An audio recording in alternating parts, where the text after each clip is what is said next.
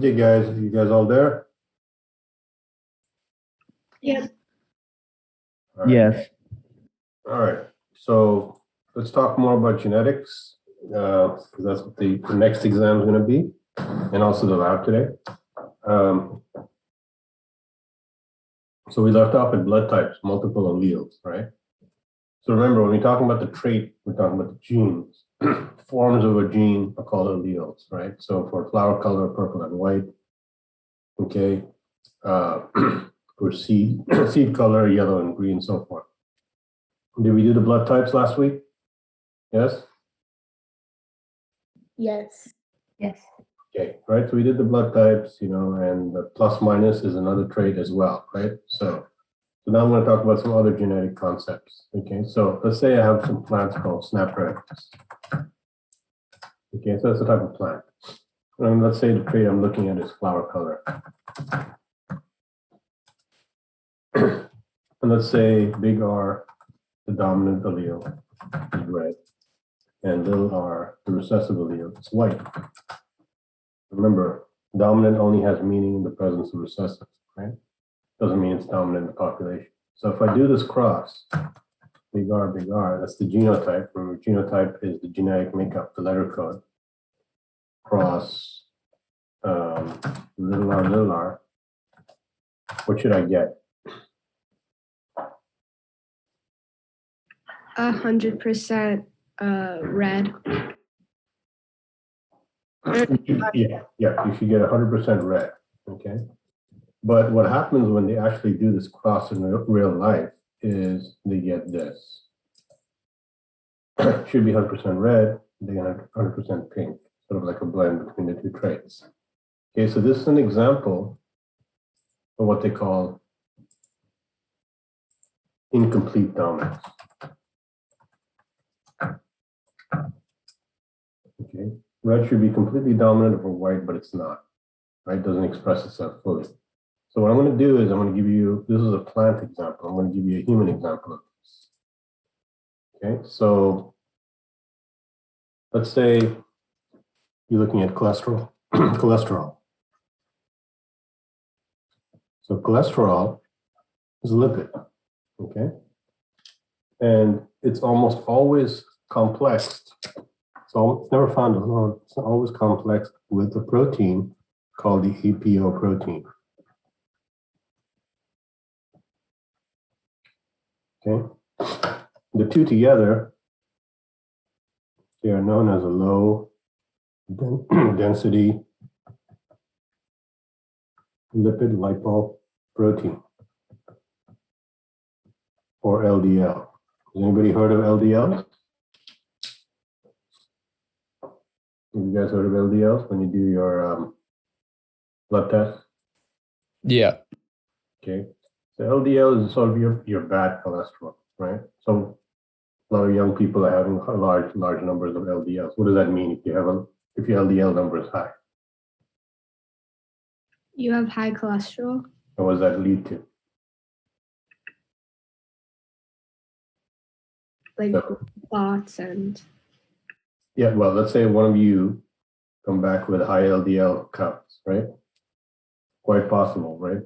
The biggest rise is in the 17 to 30 age group. Okay, it means you're at high risk of cardiovascular disease. Okay, can somebody who's at 19 have a heart attack? Yes, Yes. of course, right? It's becoming more and more common actually these days. Fatty heart, exactly. Right, so your body has getting rid of these bad cholesterol, LDL. So if I look at, let's say, a liver cell, on the surface of these liver cells are these receptors. We talked about receptors. Okay, these are LDL receptors. So they take the LDL out of the blood and into the cell. So genetically, big H means a lot of receptors.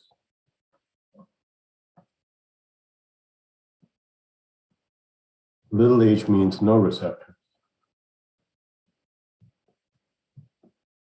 So this person here would be big H, big H. However, if somebody was little h, they'd have no receptors. So this person here could be extremely thin, be in a fat-free diet, and still die of a heart attack because they have no way of pulling in the LDLs from the blood, no receptors. Now, this person here, big H, little h, the hetero, should have a lot of receptors because big H is dominant to little h. What happens here is they have a sort of like an in-between number of receptors, like a mild form of the disease. Okay, so this is a genetic disease, right? Okay, so this is a human example of incomplete dominance, right? Big H is incompletely dominant over little h. Okay, any questions? We good?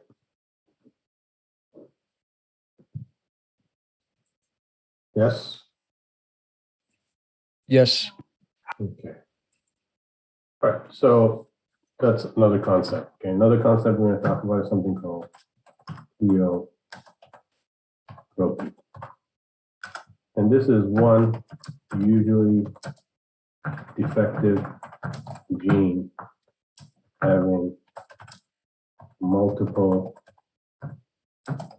phenotypic effects. What does this mean? So phenotype, remember, is the physical appearance. So this is a phenomena where you have one gene, it's usually defective, and it has multiple physical effects. I'm going to show you an example of such a gene.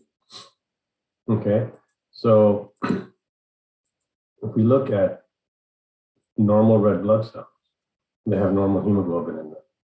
Hemoglobin is a protein encoded for by a gene, right? Genes code for proteins. Okay, now if you look at sickle cell anemia, people who have sickle cell anemia and look at their cells, they have a defective hemoglobin gene, and so they have a defective hemoglobin protein, one mutation. Okay, so their cells don't look round; they look kind of sickle-shaped and somewhat pointy. And so what happens if you have sickle cell anemia, defective hemoglobin? Well, you don't carry oxygen very well in your blood, so you can get anemia. Okay, but you get a whole bunch of other stuff happening to you. So you get the pointiness of the shape of the cells basically ends up clogging the blood vessels. So you get heart failure, pain. A lot of sickle cell patients have pain, brain damage, spleen damage, paralysis. So all these physical effects, phenotypic effects from one defective gene. Not all diseases do this. This is one of them. Okay, so remember we talked about CRISPR, right? Right now there's a CRISPR therapy to correct the gene, which is being approved by the WHO, which is pretty cool. Okay, so one example of pleiotropy is sickle cell anemia. The second example is a disease we're going to talk about when we talk about recessive diseases called PKU. Okay, so PKU, and we'll speak more about it in detail, means it's a disease where you lack an enzyme to metabolize a particular amino acid. So you don't have that enzyme because the gene for it is either missing or it's defective. And so what happens is you can't metabolize that particular amino acid and builds up, especially in your brain. And it causes cognitive delay, retardation. But another thing it does is changes the pigmentation of the skin. So it has multiple physical effects. Right, so PKU is yet another disease. Okay, we're good so far? Yes. Yes. All right. So that's another genetic concept. Now yet another one is something called polygenic imperatives. Okay, polygenic means many genes. These are also known as complex. So one such polygenic trait is skin color. Okay. So this means many genes, not just alleles. Each gene has alleles, but now you have many genes. Okay, so let's look at polygenic traits. Okay. So this is one for skin color. So think of this as a trihybrid cross. So when they do all these crossings, they supposedly end up with 7 skin colors. Okay, so are there more than 7 or less than 7 skin colors around in the world?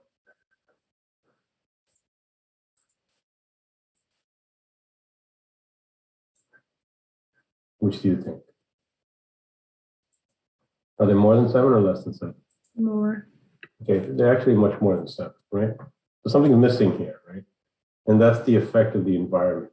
So skin color is really a continuum from very light to very dark. Right? So things like the sun and all make a difference. Right? The environment has a big effect on these complex traits. Another such complex trait which you're going to be looking at in the lab is height. Okay, so you might have the genes, because there are many genes involved, to be 6'6", but if you get starved at a particular age, it might only be 6. It's the effect of the environment again on the expression of the genes. Another is intelligence. We all know that there's a big environmental component for intelligence, right? Whether you nurture that intelligence or not, right? It's a big difference. It's not just all about genes and then proteins. Your environment plays a big role in how those genes get expressed. Okay, are we good? Yeah. Good. All right.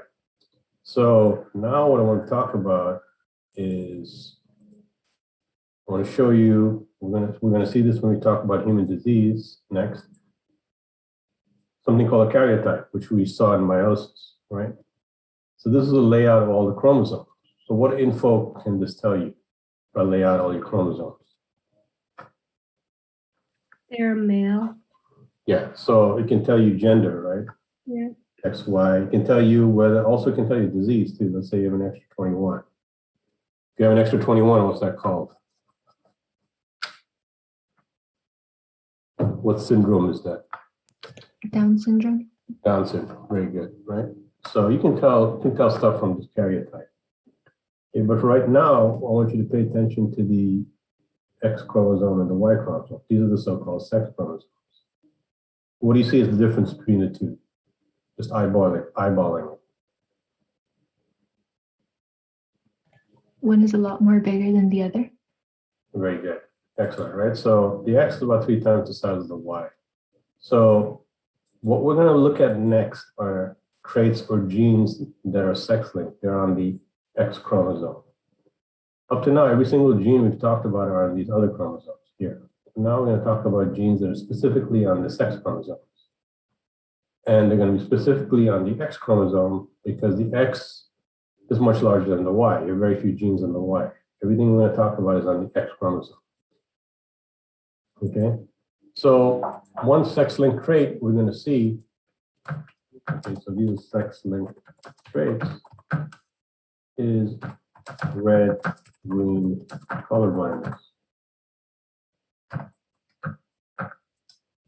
Okay, so there's some receptor that the gene codes for in the back of your eye, in the retina, and that's on the X chromosome. Another sex-linked trait is hemophilia. What's hemophilia? You know what hemophilia is? What happens to hemophilia?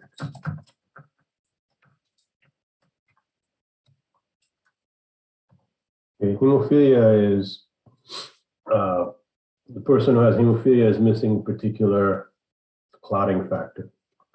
So when they get a cut, you continue to bleed, they don't clot. The gene for that clotting factor is on the X chromosome. Okay. Another disease is muscular dystrophy, right? So this is a particular gene involved in muscle development that's either missing or defective. And so the muscles don't develop properly, get paralysis, all kinds of stuff. So we're going to do some crosses using these sex-linked traits, specifically red-green color blindness. Okay, so, and they're all recessive, by the way. So let's say big C is normal,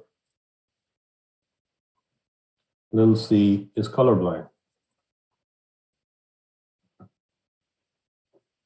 Okay. The way we write the genotype of a normal woman, and we're bringing sex into this because they're sex linked, is X big C, X big C, or X big C, X little c. This is a normal woman.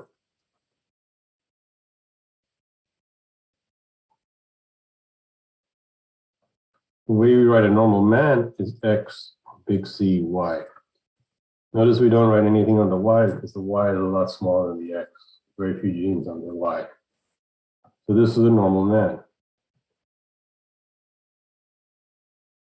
Okay, how do I write a colorblind woman? X lowercase c, X lowercase c. Okay, excellent. Colorblind woman. Okay, how do I write a colorblind guy? X lowercase cy. Okay, X lowercase c y. Okay, remember, nothing ever on the Y chromosome. So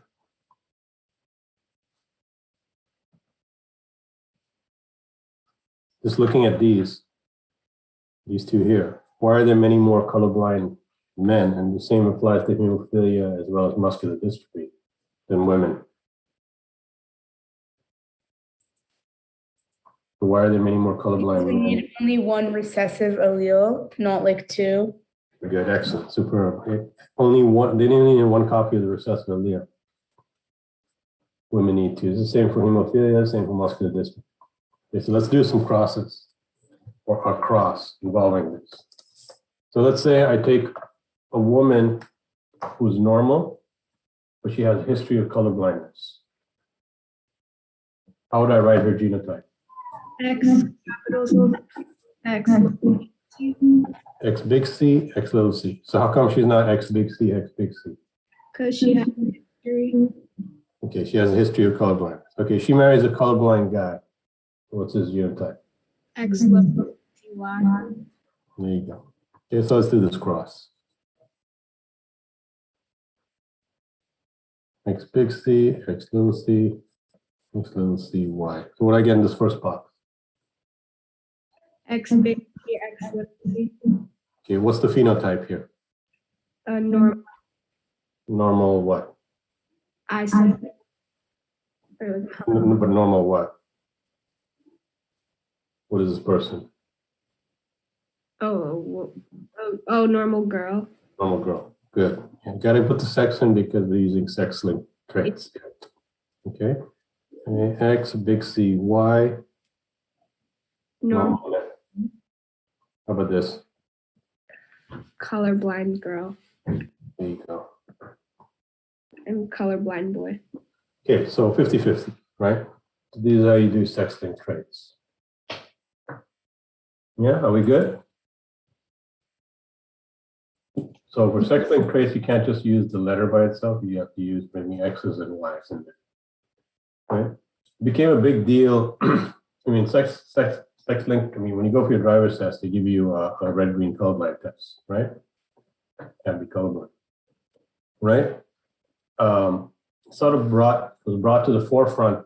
If you watch football, for example, some years ago, it was a Monday night football game. The New York Jets were playing Buffalo. Okay, so the New York Jets were wearing all green. The Buffalo Bills were wearing all red, the traditional colors. There was a problem with that, though. 1/8 of the viewing audience was colorblind, red-green colorblind. So what happens then? They couldn't tell the difference between two teams, right? They all looked the same. And so that sort of brought it to the national forefront because it was televised nationally. Okay. But in any case, what we're going to talk about next are diseases, recessive diseases and dominant diseases. It has nothing to do with which one's more common. Recessive means recessive alleles, dominant means dominant alleles. Okay, so to study these, you need tools. Okay, how do you map a gene for a particular disease, for example? Well, one thing you use is something called a karyotype. Okay, karyotype is what I've been showing you, chromosomal layout. Okay, so oh, I have to talk about one more thing. Okay, so this is a karyotype. We'll come back to this. The second thing. Okay, and another thing is this.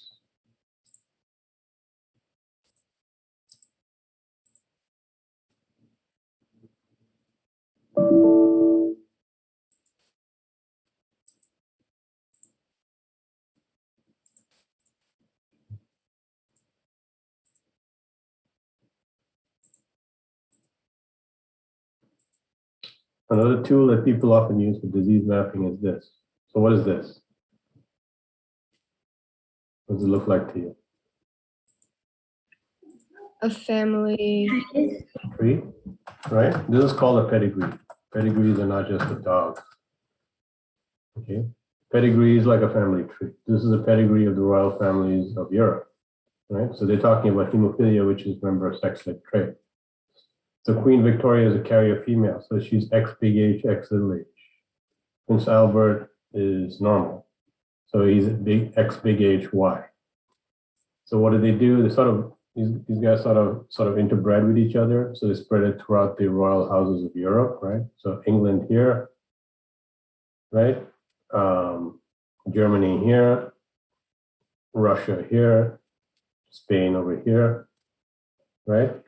And so you can see these guys bled out to death, right? Mainly males, right? Okay, so pedigree is a way of sort of mapping genes. Okay, so we're going to see recessive diseases in a second, and we're going to list the recessive and dominant diseases. Okay, but first things first, I want to show you something.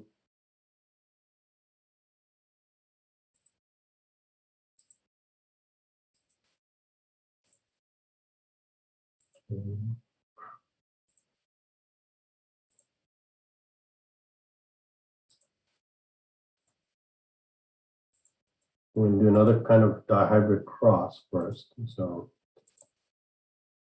this is involving flies. Okay, so can you tell me what traits they're looking at here?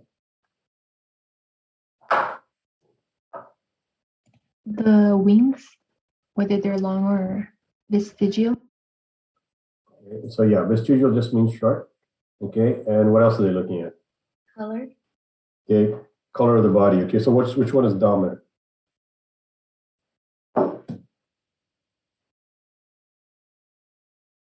Which color is dominant? Gray.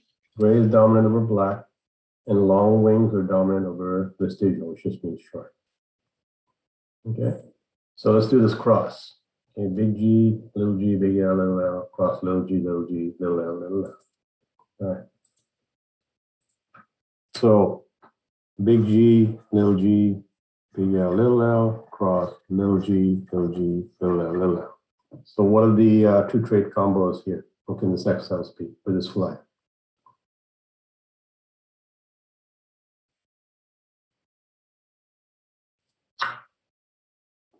What can they be here?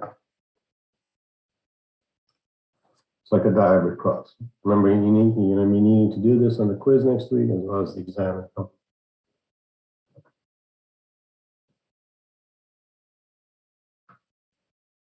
We'll start you off.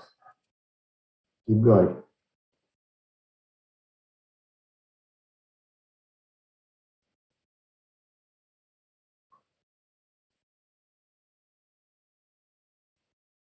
You guys there?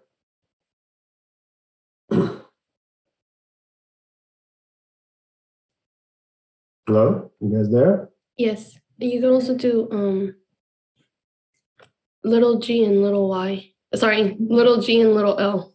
Okay. What else? What are the other two two trait combos?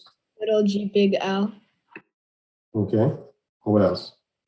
Big G, little L. Okay. You guys need to know how to do this backwards and forwards. Is that clear? Yes.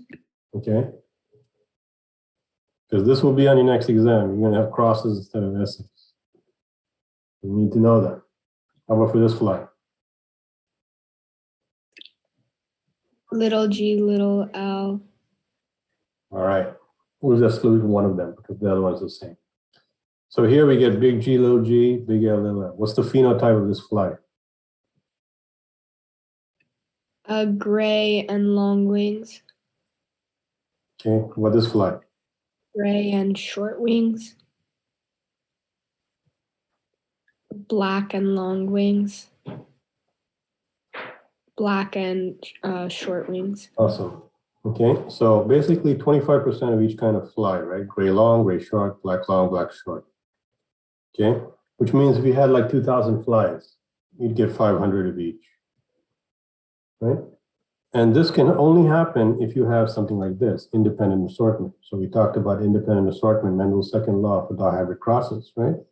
Big G on one chromosome, big L on another, little g on one chromosome, little l on another. Right? So that's how you get all these combos. But when they actually did this cross in real life, they didn't get this. So they actually did the cross, they got mainly gray long and black short. They didn't get so much of the others. And the reason is these genes were not following Mendel's second law of independent assortment. So what was that? So this wasn't happening. What was happening was something like this. Big G and the big L were on one chromosome, and the little g and the little l were on another chromosome. Sort of like having two dice with the big G and the big L painted on one, and the little g and the little l painted on another. You throw these dice, these are the only two that are going to pop up, right? So they're not on separate chromosomes as they are here. They're on the same chromosomes. So what's going to happen is these two middle guys are going to pop away, and you're left with gray long and black short, which is what they see mainly, gray long and black short. Couldn't tell by just looking at the flies, you have to do the cross in real life. So what we say is when these genes are on the same chromosomes, they are linked. Okay, so linked genes are on the same chromosome and do not follow independent assortment. Okay, they don't follow Mendel's second law. And you can't tell just by looking at it. You have to do the cross in real life. You have to actually, in this case, mate the flies. Okay. Any questions? Is that clear? Clear. Okay. So let's talk about some recessive diseases, okay?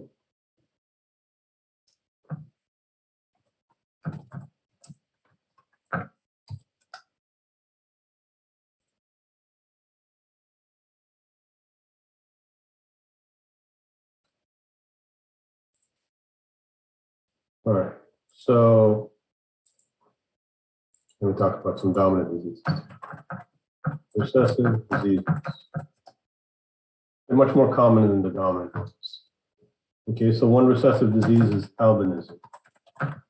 So here there's a defective enzyme called tyrosinase. So what happens with albinos? What is defective? No skin pigmentation. You know, skin pigmentation, like melanin, for example. Tyrosinase is important in melanin production. Okay, so what are they sensitive to? Light. Light. Okay, so that's a recessive disease. Little a, little a. Okay, another one we sort of looked at before was Tay-Sachs. Missing a lysosomal enzyme. Okay, so the missing a lysosomal enzyme accumulates in the brain, cells get destroyed, retardation, a lot of other things happening. Another is cystic fibrosis. So effective CFTR. This is a chloride channel. Okay, so this is a little channel on the surface of cells that lets in chloride ions, and it's defective or missing. So then water balance is affected and the lung cells eventually get infected with bacteria and the person has difficulty breathing. The cystic fibrosis is another recessive disease, two little letters, little c, little c. Okay. One we talked about in terms of pleiotropy, multiple physical effects, is PKU. So they're missing an enzyme called phenyl. I'm going to show you this reaction too.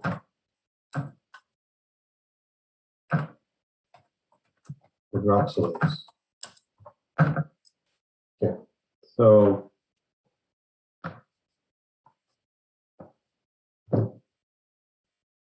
PKU, for people who have PKU, there's an amino acid called phenylalanine.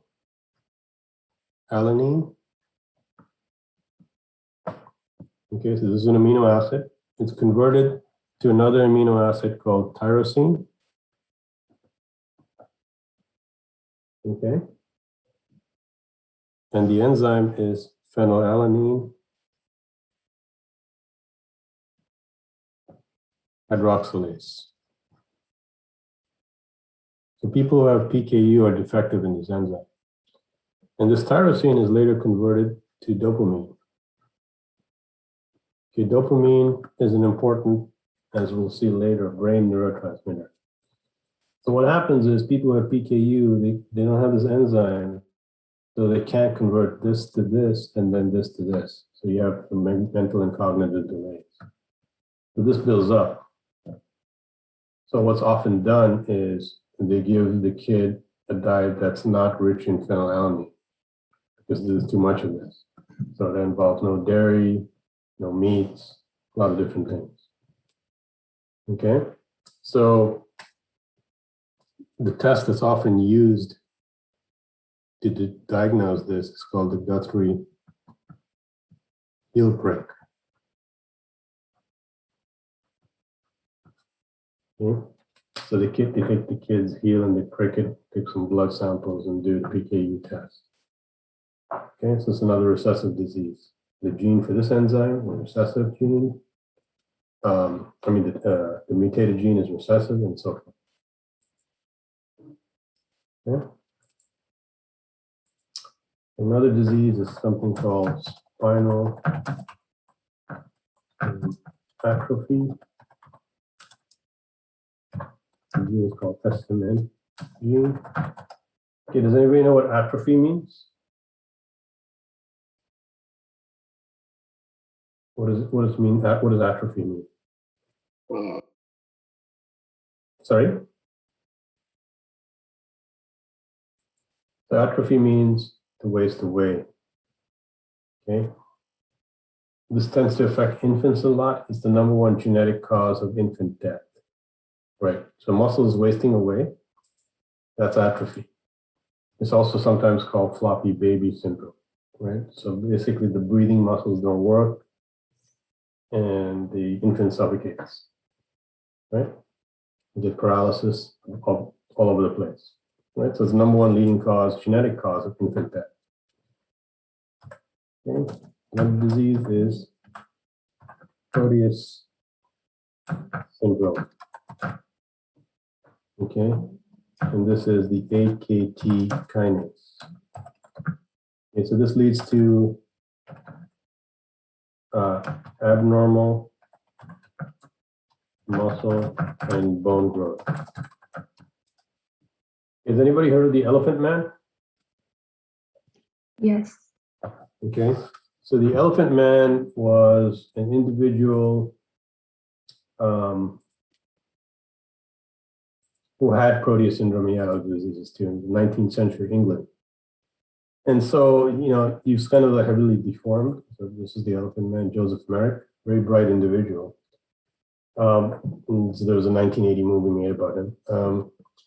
He became like a circus freak, right? Eventually. And so that's what happened. Okay, so he had Proteus syndrome, right? Among another disease, which we'll talk about as such. And all the sex-linked traits we talked about thus far, those are recessive as well. So recessive diseases where you have 2 little letters are much more common than the ones we're going to talk about now, the dominant ones. Clear? Yes. Yes. Okay, dominant diseases. again, dominant diseases means dominant alleles. It doesn't mean they're actually quite rare. Okay, so one is polydactyly. Okay, and this involves the OX gene. So this is a developmental gene. For people who have polydactyly, they're usually like big F, or big F, little f, right? Multiple fingers and toes, right? Multiple digits, right? So what's our genotype? All of our genotypes. What will we be?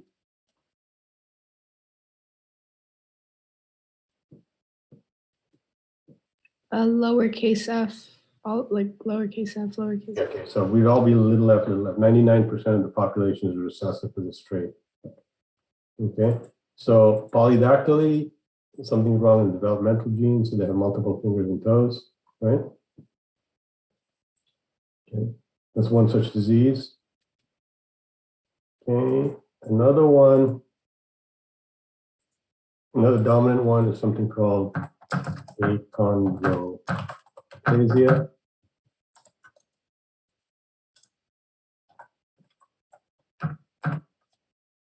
So the gene involved here is called FGFR3. Okay, it's a negative bone growth regulator. Okay, what does that mean? It means when you're growing up, your bones are constantly being modeled, reshaped. They're made longer, they're made shorter.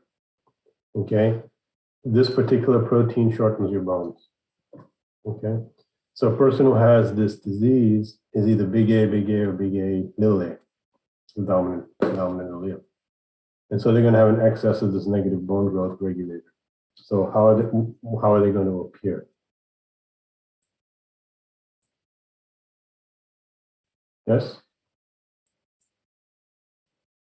So if they have an excess of this negative bone growth regulator, what's going to happen to them? They're gonna shrink. Sorry? They're gonna get smaller, technically. Okay, so what's that called? Like shrinking. Or what's that called? What do we call such an individual? A small person, little person. A little person, dwarfism, right? Right. So it's one of the causes of dwarfism, right? I mean, there are hormonal causes. This is a genetic cause, right? Or achondroplasia. What famous actor had achondroplasia?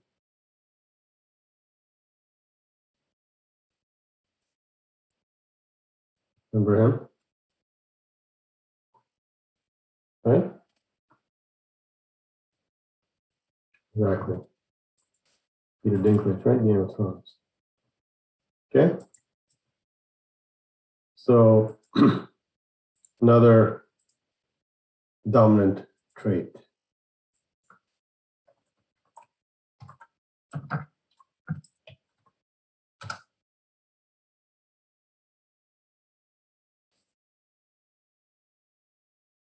Okay. Another dominant disease is Huntington's.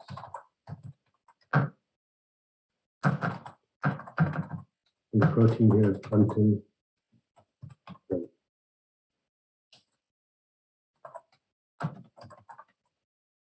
Okay, so this is a neuromuscular disease. So essentially what happens here is paralysis, right? And it's progressively lethal. It starts when you start young, as you get older, it becomes worse and worse, and eventually you die. Right? So Huntington's disease is an important neuromuscular disease. I'm going to show you a short video of it. This is a kid with Huntington's disease, right? His movements are involuntary. He has no control over that. Okay? So again, a person who has this is big H or big H, little h, right? We are all little h, little h. We're recessive for this trait. Another dominant disease, Marfan's syndrome. So the protein here is called fibrillin. So this involves connective tissue. So show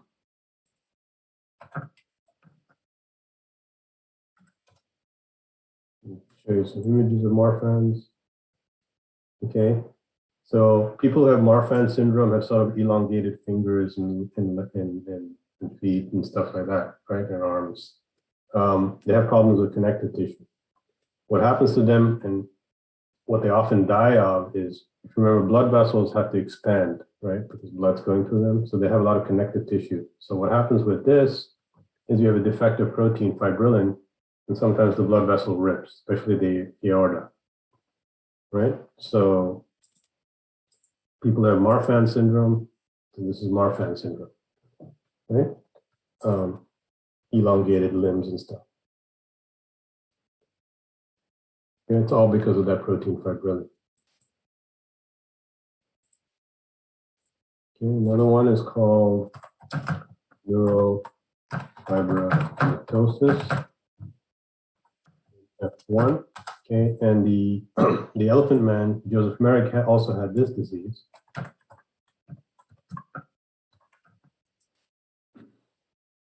And this protein basically causes greater cell division. So a person who has neurofibromatosis has like tumor formation all over the body.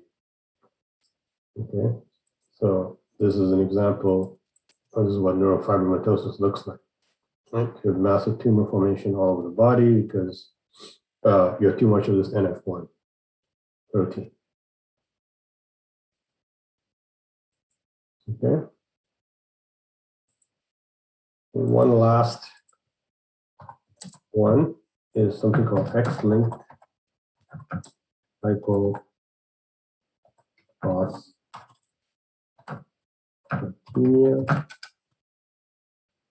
And this involves a gene called PHEX. So when your bones are growing, what kind of minerals do you need? Calcium. You need calcium, very good, but you also need phosphate. Okay, so phosphate is an important one. So you need vitamin D, for example, to absorb your calcium. Okay, to absorb your calcium, you need vitamin D. Phosphates, you also have to get through eating food and stuff like that. But this is a sex-linked disorder, which is dominant. Okay, so this gene, PHEX, allows you to absorb phosphate. If you don't get enough phosphates, your bone gets malformed. But remember, it's dominant. So an individual who has it, let's say P is the letter, would be X big P Y or X big P, X little p if you're a girl, right? We would be X little p, just the opposite of the color blindness one. Okay, so an example of this is, so individuals like this, they have malformed bones, right? And this is what happens, right? The only way to correct this is you can't correct this nutritionally like you can with rickets and vitamin D, where you take vitamin D milk, for example, and stuff like that. This has to be corrected because this is not nutritional, it's genetic. So you have to use braces and stuff like that. Okay, make sense? Yes. Yes. Yes. All right.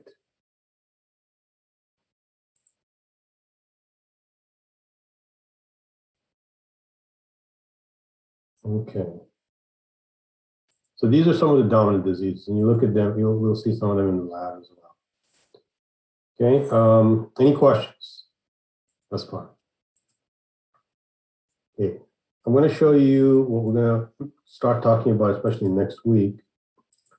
And that is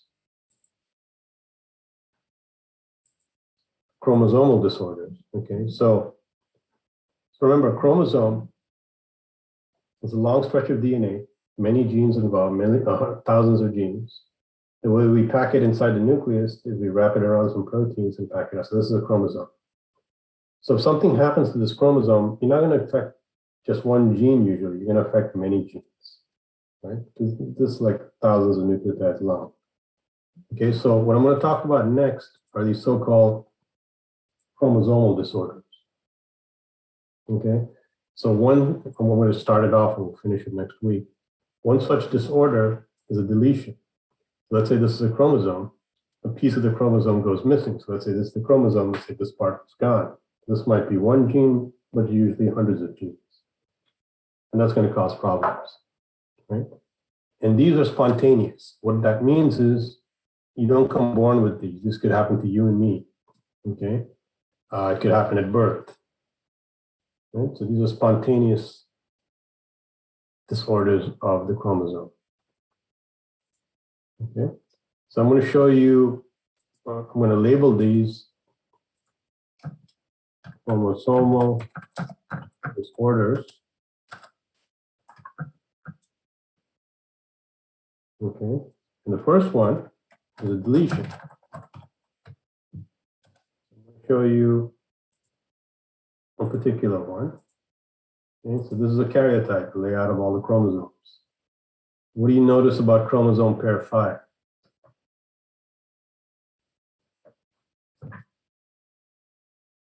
It's missing the top part. Right, so you can say there's a deletion. It's another thing, another disease you can tell. There's a deletion going on here. Okay, this particular disease, deletion of chromosome 5, is called Cri-du-Chat. One effect is cognitive delay, there's some retardation going on. The reason it's called Cri-du-Chat, cat's cry, is because the voice box is not properly formed, and so the voice sounds like the mewing of a cat. Okay, so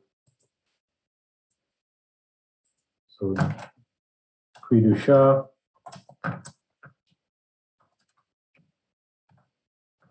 deletion of